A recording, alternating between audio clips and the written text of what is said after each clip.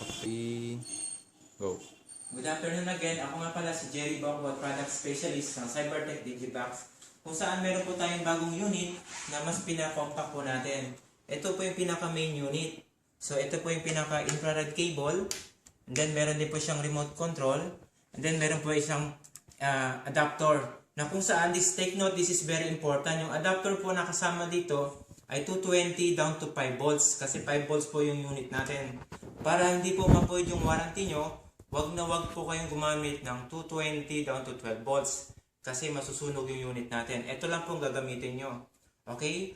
Ito po ang AB RCA cable na kung saan meron din po siyang antena kung saan pinaliit po siya at pwede nyong itaas para makuha nyo yung maximum reception performance. Na ngayon pagdating naman po sa power supply, kung gagamitin nyo naman po yung pinaka-unit natin sa car, so ito po yung ipoprovide nyo, car lighter adapter, kung saan 12 volts, ang labas niya po ay 5 volts. Again, para hindi po ma-void yung warranty nyo, huwag po kayong gumamit ng 12 volts, ang labas 12 volts din.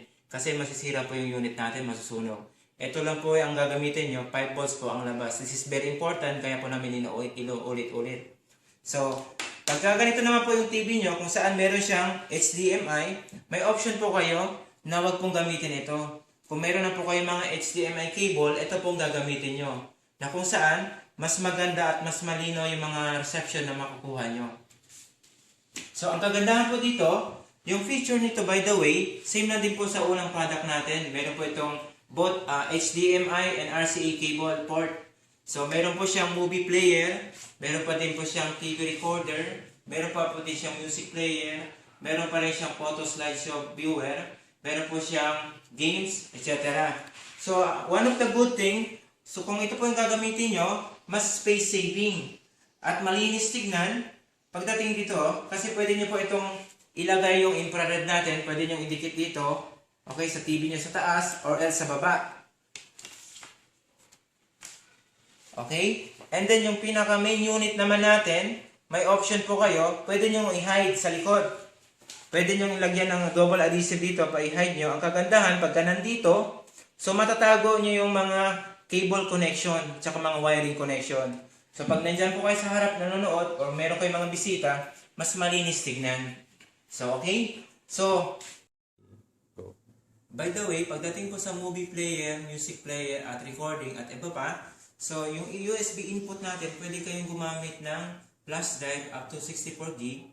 Or para mas marami, pwede kayong gumamit ng mga hard drive up to 2 tera. So, by the way, ito nga po pala yung pinaka-manual natin kung saan mas mapapansin nyo, mas pinalaki natin. Para pwede nyong i-paskil sa tabi ng TV nyo.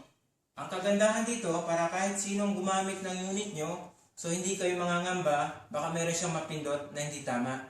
So, pwede nyo sundan step by step. And then, meron po mga features dito. So, hindi po siya malilito.